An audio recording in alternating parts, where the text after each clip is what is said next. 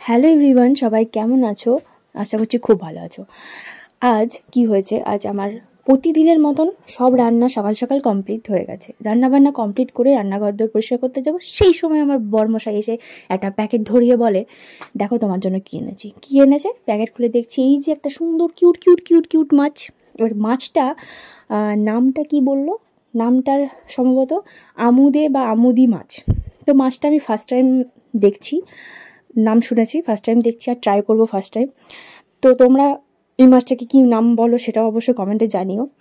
তো আমার বর মশাই আসল কথা হচ্ছে ইউনিক ইউনিক মাছপত্র এইসব খেতে খুব ভালোবাসেন, তো না করে দিলেও তো ভার হয়ে যাবে মুখটা।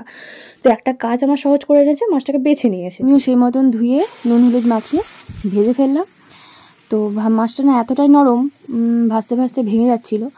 যাই হোক, চলো মাছটাকে আমি ভালো করে ভেজে তুলে রেখে দিই।